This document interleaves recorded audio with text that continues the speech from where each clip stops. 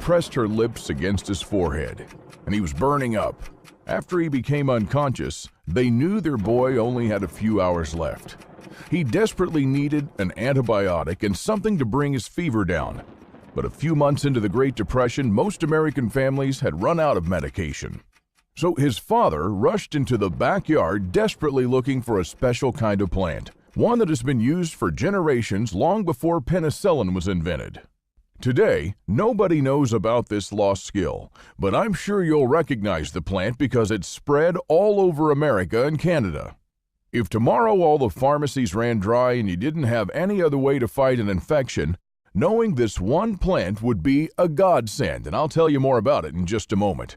But first, let me tell you why I'm even talking to you here today. That little boy was my father.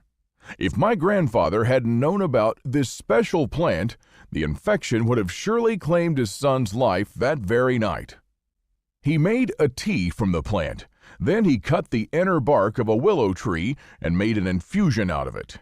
If you ever get a high fever, inflammation, or any kind of pain, just try it. It acts like a very powerful aspirin with enhanced pain-killing effects. In fact, the most important ingredient in aspirin is called salicylic acid, and it comes from the Latin word for willow tree, or salix. Now, you wouldn't think it, but our forefathers knew that you can also use it to preserve your canned goods from toxic bacteria. In just 30 minutes, my grandfather's combined remedies brought the hellish fever down to 100, and in one short week, the infection was gone. His healing wisdom saved not only my father's life, but countless others as well over the next few decades. And today I'm going to share with you this lost knowledge of medicinal plants and remedies. I'm talking about common plants that can replace modern antibiotics, like backyard weeds that can numb your pain just like morphine, and plants that can stop your bleeding in just minutes, even plants that work better than most modern drugs to reverse joint damage and arthritis, lower your cholesterol, stabilize your blood sugar levels, and even prevent cancer from developing in your body.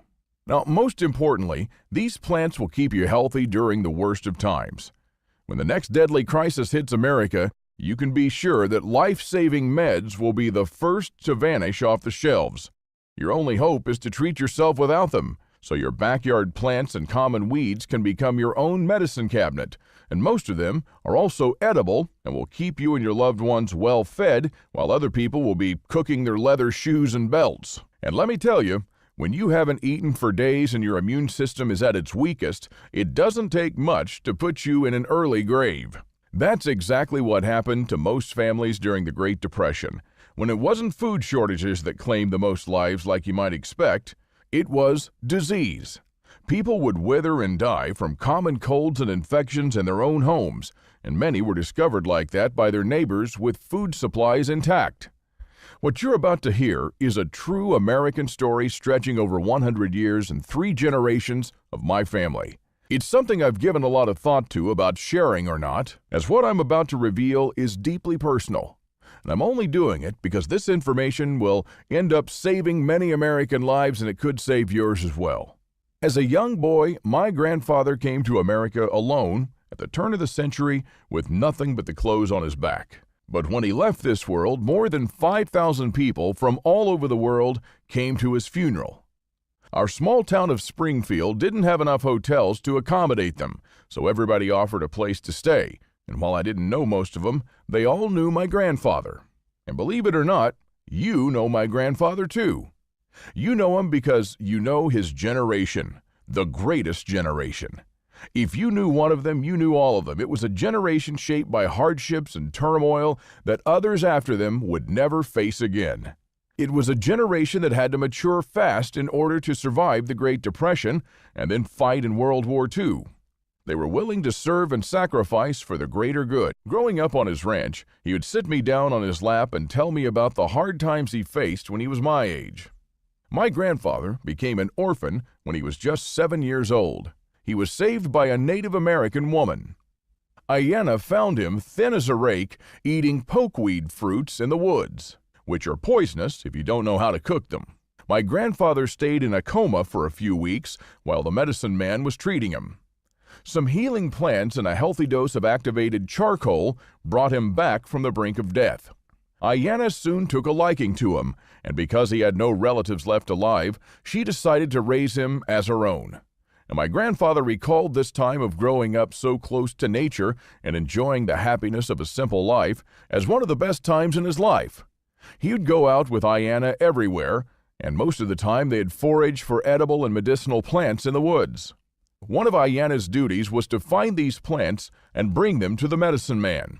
My grandfather could soon name and recognize more than 100 plants, then 200.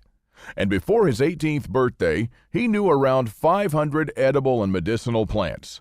He knew where to find them, when to harvest them, and how to turn them into powerful remedies just like his adoptive mother.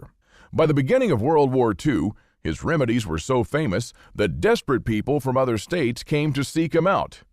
Now, my grandfather was a pacifist, but he was also a patriot. He enlisted in the Army not to kill, but to save as many lives as possible. If you'd been on the muddy battlefield of Petier, you'd have seen 600 brave American soldiers carrying their backpacks and one who was carrying two. That was my grandfather, who brought his remedies with him.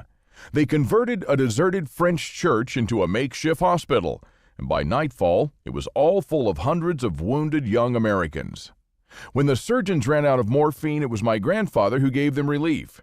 He had with him a powerful pain-killing extract made from this plant. Now, I'm sure you've seen it in your backyard, too. Just as my grandfather taught me, I'll show you today how to make it so you never have to worry about running out of painkillers.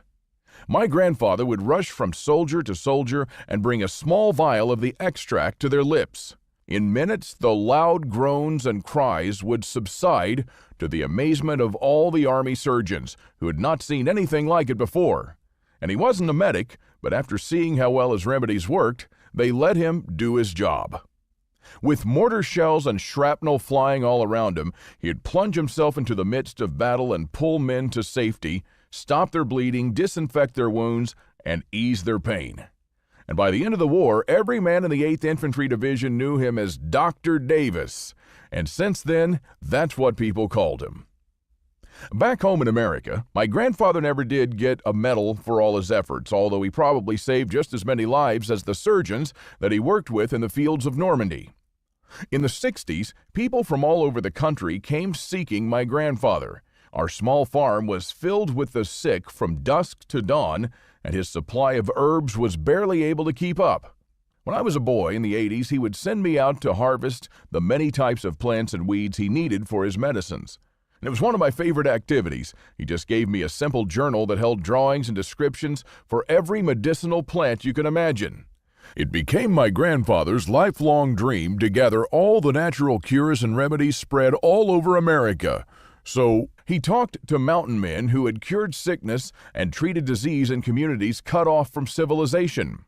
He visited medicine men in Native American reservations, the living reservoirs of hundreds of generations of healing tradition.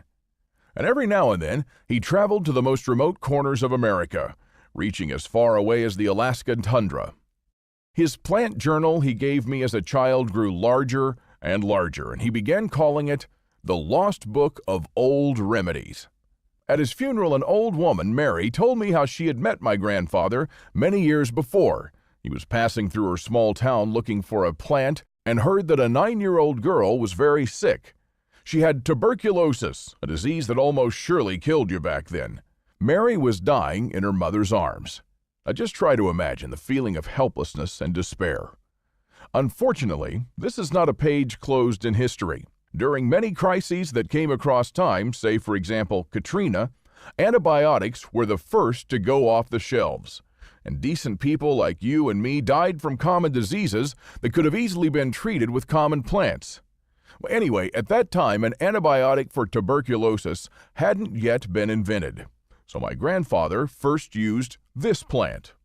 Few Americans know about this graceful weed, and fewer still grow it in their backyard.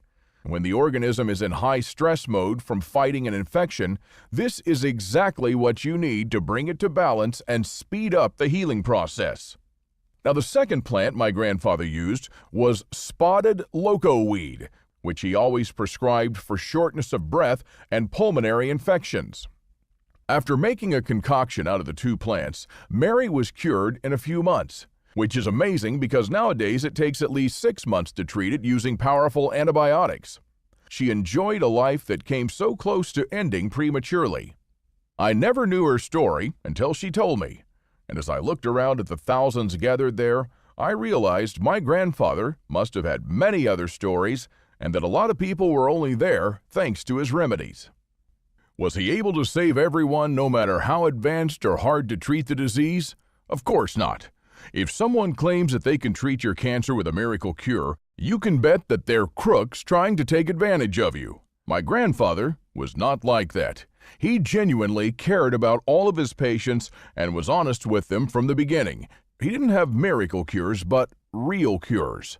And I'm sure your grandmother had some as well. Maybe not as many as my grandfather, who was a professional healer, did, but she must have had a few time-tested remedies of her own.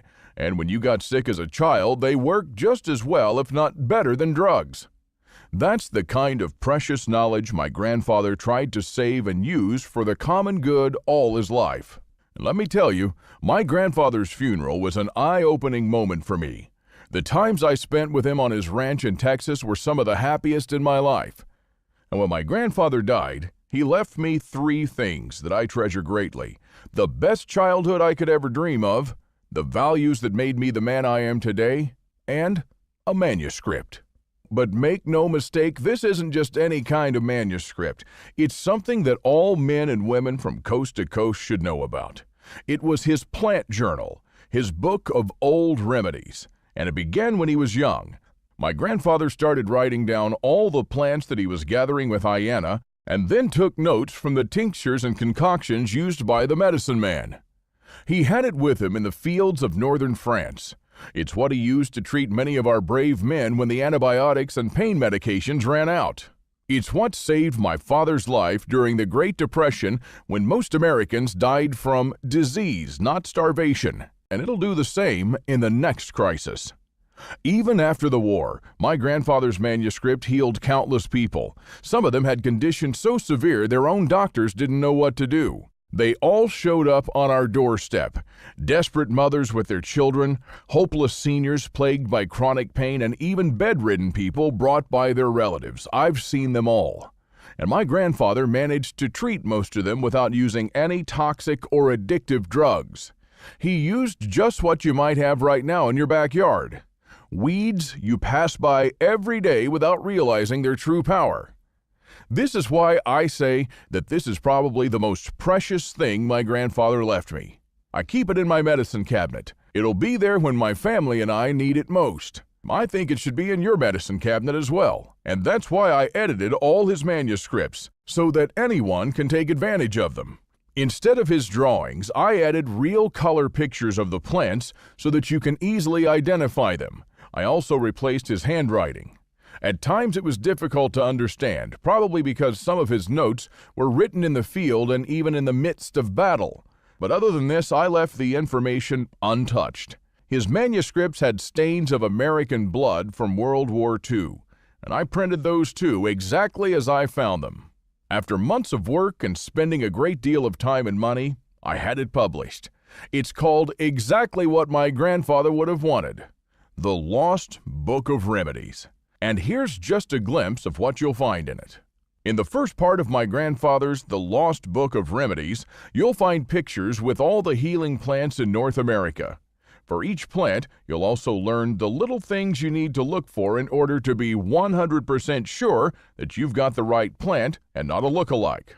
This part goes extremely in-depth so people with no plant knowledge can use it to its full potential.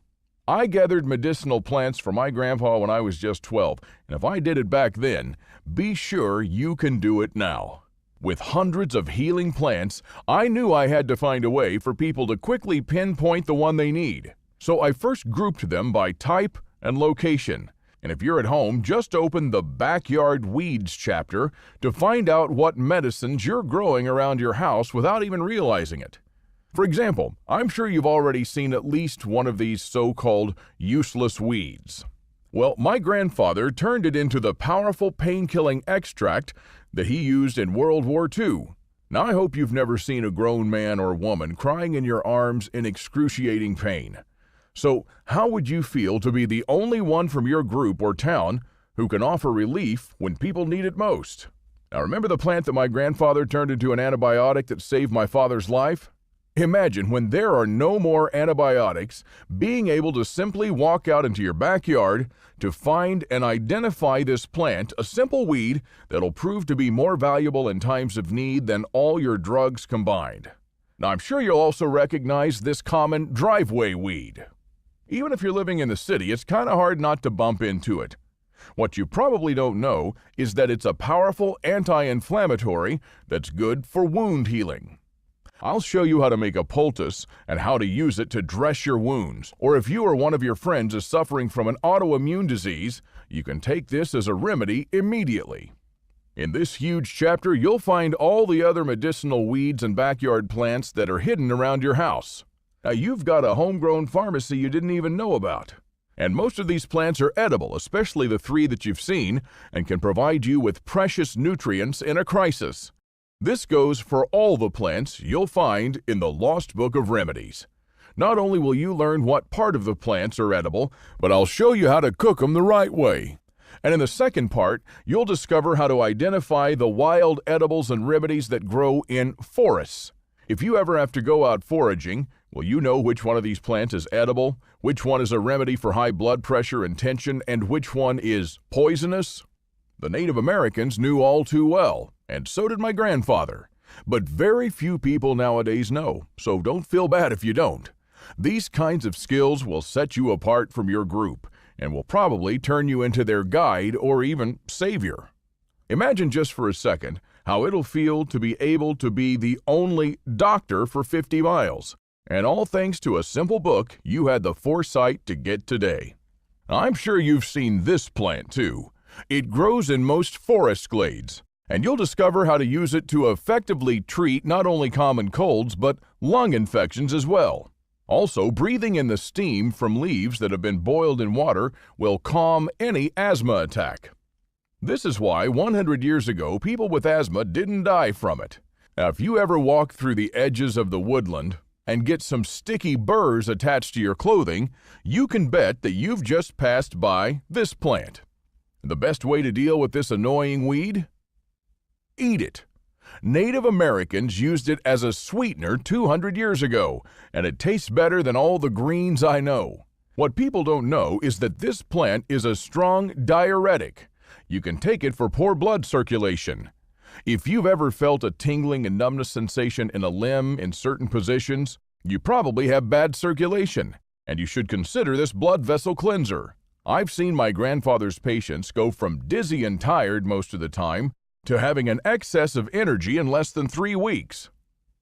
And in the third part, you'll discover how to identify the wild edibles and remedies that grow most often in the prairie. But most of them are spread all over America, like boneset, which can be easily turned into one of the most powerful antipyretics. This means that it drastically reduces fever. In fact, the name boneset was derived from the plant's use in the treatment of breakbone fever. Here's another widespread weed. The folk name of this plant is the cowboy's toilet paper. If you've ever touched its soft leaves, you understand why. If you ever get an infected wound or cut, just apply the Frontier Poultice, and I personally haven't seen a modern bandage that heals wounds faster and better than this. I'll also show you the strange reason why putting a leaf of this plant in your shoes in the morning is as good as a cold shower and coffee. A similar weed called woolly lamb's ear can be added to the Frontier Poultice to stop bleeding in a matter of seconds. This plant is high in vitamin K, the vitamin that coagulates the blood. It's the powdered vitamin that was given to soldiers in World War II to pour over the wound in case they were shot. My grandfather used it when the bandages ran out and his brothers in arms were bleeding to death. Now, I hope you never find yourself looking down at a wound that just won't stop bleeding, but if you do, be sure the Frontier Poultice is your best shot. other than being in the ICU. And if you or a loved one has diabetes or problems with coagulation or wound healing, make sure that you have this healing cataplasm around your house without delay. No matter where you live in America, there's a source of water nearby, and when there's water, there are cattails. If you find cattails, you'll have everything you need for survival: water, food, shelter, and fuel. Now, you probably already know cattails are edible, but I doubt you know how tasty they are. I'll show you how I cook them in the field and at home, and how to turn them into flour. But probably the most important and least known thing about the cattails is the jelly-like substance that grows between its leaves. My grandfather prescribed it for most severe skin infections, and let me tell you, it's nothing short of a miracle. I've seen abscesses the size of a small plate healed in just days. And this gel is also one of the best cures for nail and foot fungus. Now, on a different note, this gel is the only part of the cattail that is widely considered to be inedible. It's not poisonous, so why? Well, because it has a powerful numbing effect on moist tissues and has been used as a Novocaine substitute. Yes, it's an anesthetic that you can use in many situations. When the pioneers were hit with a ravaging toothache, they'd just go get their jar of cattail ooze and rub it around their gums, and the pain would subside in minutes. Another part of the Lost Book of Remedies comprises all the medicinal and edible trees in North America. One of the things you'll find here is the ultimate survival tree that grows on almost every street in the U.S. I call it that because you can use the sap as medicine, its flowers as sleeping pills, its leaves as food, and the inner bark as cordage. Now, you don't need much more than this to stay alive, but only a handful of people still know this lost skill. So if you're an old-timer like my grandfather, get ready to use this intelligence for its full potential. Do you recognize this tree? You might have even scraped yourself on one of its thorns as a child. The Native Americans cooked its honey-sweet pods and ate them. The sharp young spines were used as pins, nails, spear points, and animal traps during the Civil War, when the South suffered many shortages. According to a recent medical study at Michigan State University, the flowers of this tree strongly prevent spreading of prostate, breast, colon, and lung tumors. You'll find all these things in the Lost Book of Remedies. Really, there's too much to say here. There are hundreds of plants you'll find in my grandfather's book, and you'll learn how to turn them into powerful cures. Medicines had all originated from plants until companies started making synthetic versions. This forgotten wisdom should be brought back to life, and today is your chance to play a role in doing that by putting the Lost Book of Remedies where it belongs, on your bookshelf.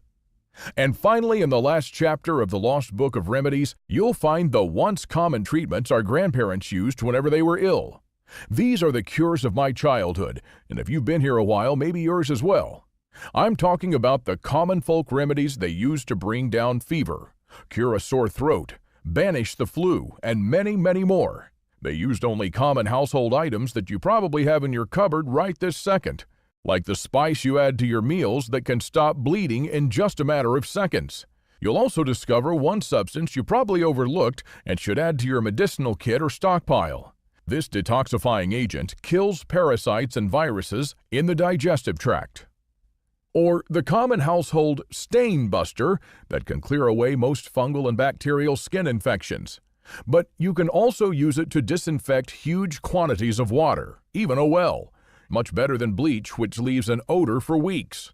And as I told you, this is just a tiny, small glimpse of what you'll find in the Lost Book of Remedies. My grandfather's lifetime work is captured inside. But it's not just that. It's your grandparents' work too, and the generation before them. Over hundreds of years, they conducted the longest, largest, and most honest clinical trial ever, one that pharmaceutical companies' self-funded clinical trials rarely match. With big money on the line, they need these trials to validate their drugs. That's why many pills on the market today have a minimal or no effect at all. If you get the Lost Book of Remedies today, you'll also get to take advantage of 2 exclusive gifts that will be off the table soon. First, you'll get the 80 square feet medicinal garden in your backyard. Now, wouldn't it be nice to walk out into your backyard and find the medicine you need growing right there? If you think about it, 80 square feet is a small piece of land. It's only 10 feet by 8 feet. No matter how small your backyard is, you can grow your own natural remedies there.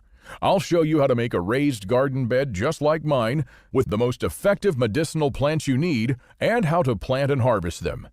You'll have the ingredients for my grandfather's remedies within reach, so your medicinal garden will stand toe-to-toe with any conventional pharmacy. And the second exclusive gift you'll get is called Disaster Medicine, a handbook for when help is not on the way. In a cataclysmic crisis, you can bet aid is not coming from anyone but yourself. And in this bonus, you'll find the 20 most common infections and diseases that you'll catch in a crisis. And you'll learn how to diagnose and how to treat them. In a crisis, they account for more than 95% of medical fatalities. And all of that is just scratching the surface of what this bonus has in store for you. So if you choose to place the Lost Book of Remedies on your bookshelf, you'll also get these 2 exclusive bonuses that are worth $29 apiece for free. And unlimited access to the members area, where you can ask me anything at any time. I'll be there to answer your questions and help you if you need any clarification on anything. With the Lost Book of Remedies, you'll also save money on health care. Just think how much you spend each year on drugs. The average American forks over about $800 every year on pills. That's like a $66 recurrent subscription every month, for life. And it gets more expensive as you age. Furthermore, a 15-minute consultation with a general practitioner will set you back around $100 with insurance and $200 or more without it. But I didn't want the Lost Book of Remedies to be anywhere near that. I know I could charge a lot more than a 15-minute consultation, and it would still be a bargain. But I know my grandfather would want to see it in the hands of as many people as possible. So today, you can get your own copy of the Lost Book of Remedies and the 2 bonuses with a one-time payment of just $37. And the only way to get it is to click the Add to Cart button below now. Now, this offer really can't get any better than this. You'll have all my grandfather's lifetime healing knowledge at your fingertips. And with it, you'll not only secure your peace of mind, but also your free healthcare insurance for the next few decades. The Lost Book of Remedies will help you achieve medical self-sufficiency even in the darkest times using the time-tested methods used by our grandparents, and all without spending lots of money on toxic drugs and without any side effects. So how great will you feel when you're no longer at the mercy of Big Pharma and can start treating yourself or your loved ones naturally, the way it was supposed to be? At the same time, the Lost Book of Remedies will be like having my grandfather care for you and your family in the next crisis. Pharmacy chains are incredibly vulnerable to economic collapses, looters, and everything else a devastating event brings. So medicines will vanish. Just take a look at what happened after Katrina, when people were dying in hospitals from easily preventable diseases. But plants aren't going anywhere fast. They've been here for hundreds of millions of years and will still be here long after we're gone. Most of us aren't used to facing medical emergencies, and it seems like a distant possibility. And I surely do hope so, but in the long run, there's no escape from it. Isn't it better to have this knowledge at your fingertips than not to have it when you need it the most? Now, I'm not a rich man or a corporation, so I was only able to print the Lost Book of Remedies in a very limited edition with considerable personal effort. So the only promise I can really make is that you'll get one if you order now. And as I told you, my grandfather had lots of patients, and I expect they'll all want a copy. I really don't know if at this point there are any more copies available, but if you're still able to see the order button below this video, then it means that I still have at least one copy left. So just scroll down, and if you still see the button, click on it before they're all gone. Now, I wouldn't want you to kick yourself for not having the Lost Book of Remedies when you'll need it the most, and I surely don't want the price to be an issue. So my promise to you is this. You have a full 60 days to try out my grandfather's The Lost Book of Remedies. Go through it at your own pace and discover all of the miraculous plants and remedies found within its pages. If at any time during those 60 days you're not completely satisfied with the results, send me an email and I'll give you back every cent. It's as simple as that. And also, if you use the Lost Book of Remedies to replace current drugs and you don't end up saving at least $37, I'll send you a full refund, no questions asked. That's my personal guarantee to you. Life's all about choices, and until today you didn't have one. You were in the same boat with millions of other Americans that are relying on expensive and toxic drugs. Now you'll have an alternative for everything in your medicine cabinet right now and a second chance at life when the medical system collapses. With my grandfather's cures, you'll never owe your life and well-being to a pill bottle ever again. Nature has an answer for everything: heart disease, diabetes, Alzheimer's, chronic pain, arthritis, even cancer.